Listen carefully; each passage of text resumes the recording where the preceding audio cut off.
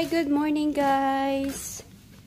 Sunday morning. So, ngayon, ang gagawin natin is, dahil overgrown na itong mga asparagus, ititrim natin siya kasi hindi mo naman niya siya makakain yung mga ganyan.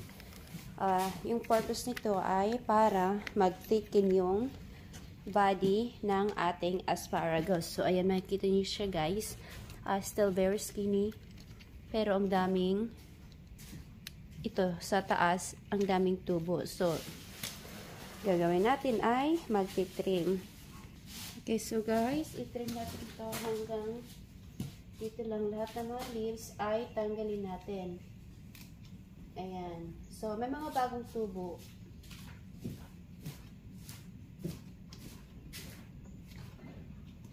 Dito guys, makikita nyo na yung ano na talagang asparagus. I-show ko sa inyo. Sandali. Ayan o, yung asparagus na talaga siya guys. Yan yung. Kaya lang, napaka-thin pa niya. Kaya, ititrim muna natin siya. Tapos guys, yung mga melon namin is tinanggal na kasi nagda-dry na siya or natutuyo na talaga. Pero may bunga pa. Pero hindi na siya maganda kasi wala nang nutrients na nakukuha, diba? So, ayan. Kaya,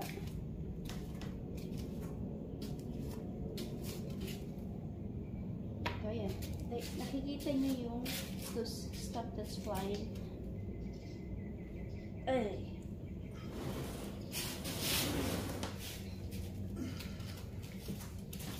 Nag-cleaning kami ngayon dito sa greenhouse. Kasi, hindi na siya na-asikaso kasi ngayong aking sabay nagtatrabaho. Kaya wala na siyang panahon dito. Ayan. So, tanggalin ko na rin yung mga weeds niya.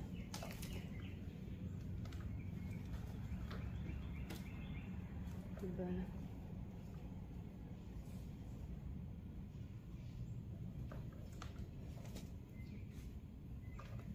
Yung sunflower nga pala namin guys is dahil hindi masyadong naasikaso. Ayun, namatay na siya. Sayang, dahil pa naman. Diba?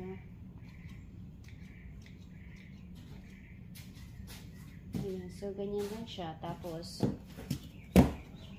ano ko pa?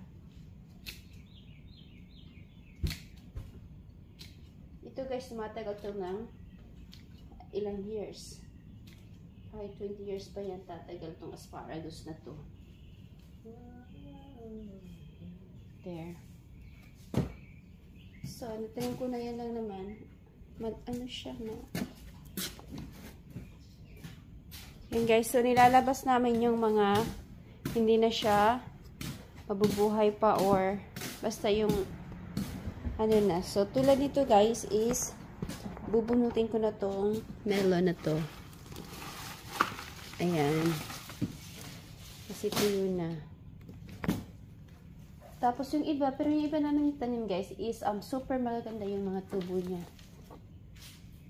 Ayan, maraming saging. Tapos itong ating mga sili.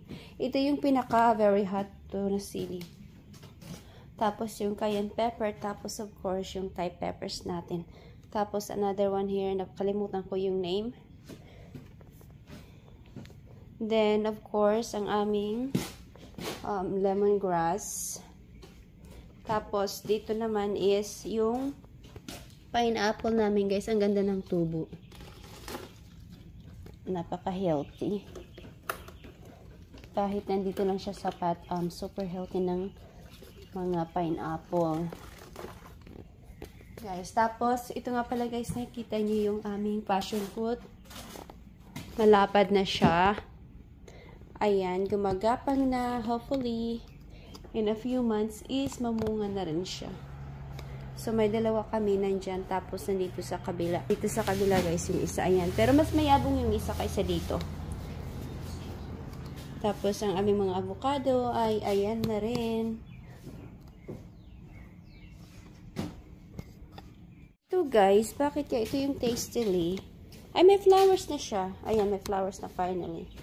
Ito yung pinakahihintay naming tomato. Ayan. nakalagay siya dyan, guys. Kaya yung tubo is pailalim. Ang laki-laki ba? Wala pa siya. Pero ayan na pala. There's a hope na mamumunga siya.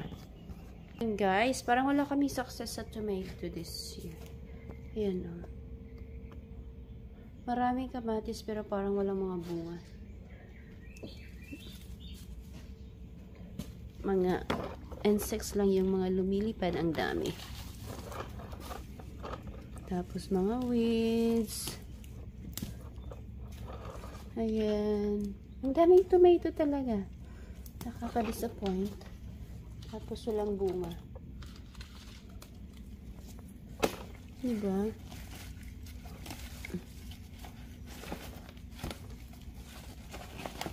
Ay, nako.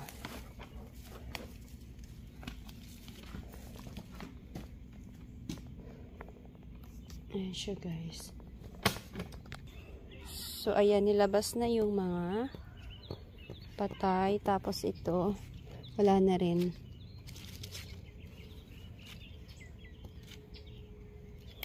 Ayan. Mga patay-patay na ano. Para medyo may space na tayo sa loob.